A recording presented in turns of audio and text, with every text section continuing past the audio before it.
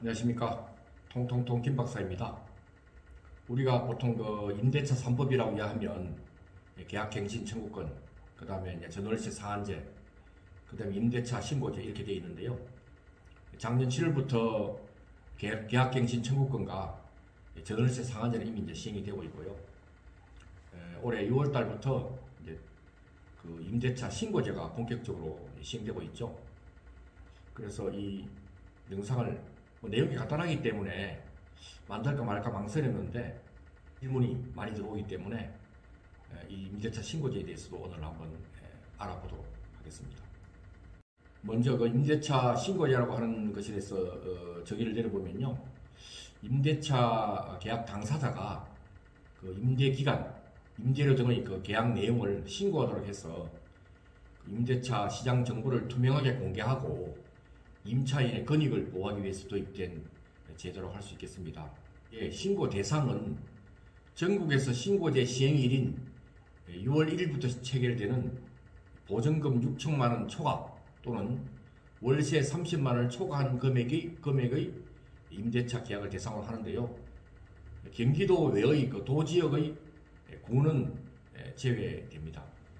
그러면 그 신고 내용을 살펴보면요, 임대차 계약할 때의 그 계약서의 주요 그 작성 항목과 동일합니다.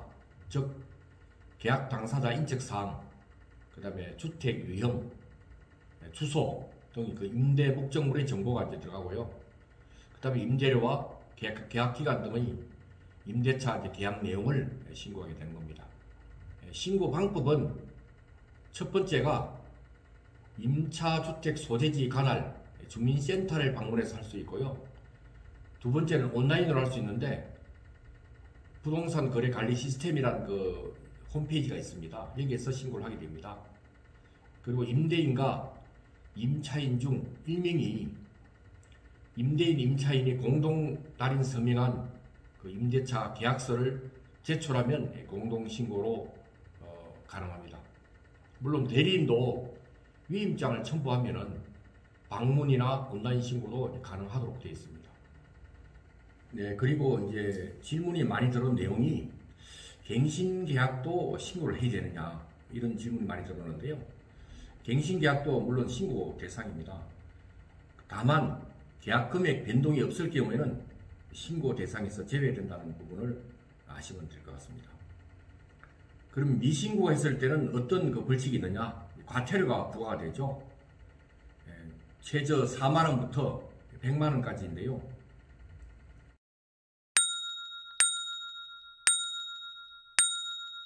과태료 내용을 보게 되면 4만원은 1억원 미만 임대차 계약이 이루어진 지 3개월 이내인 경우에 해당되고요.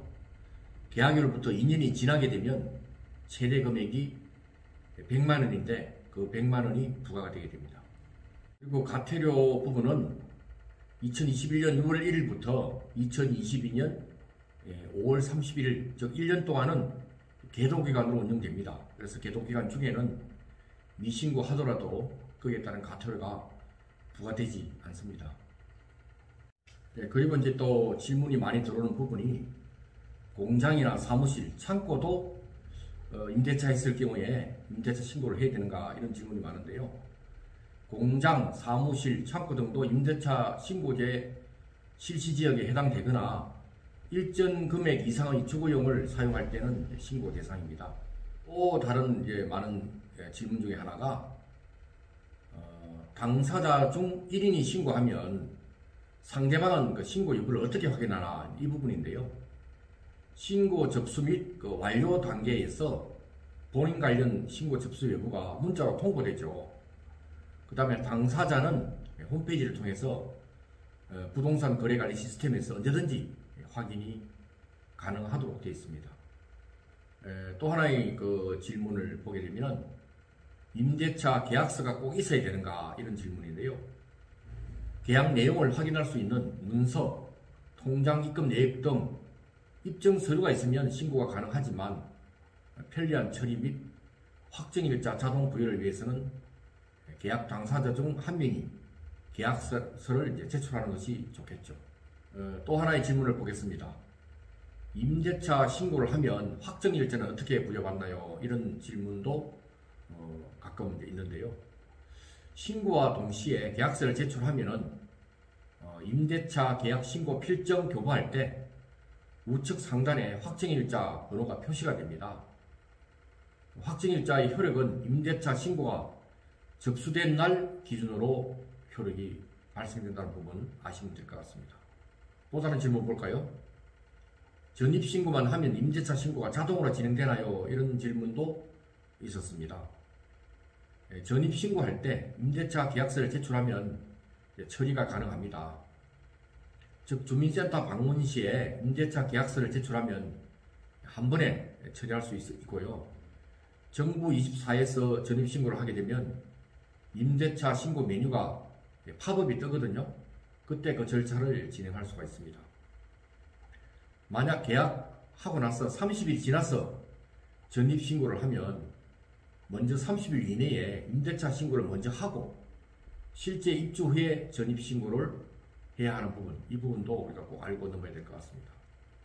더 자세한 사항은 주택임대차 신고 콜센터 1588-0149에 문의를 하면 자세한 내용을 알 수 있습니다.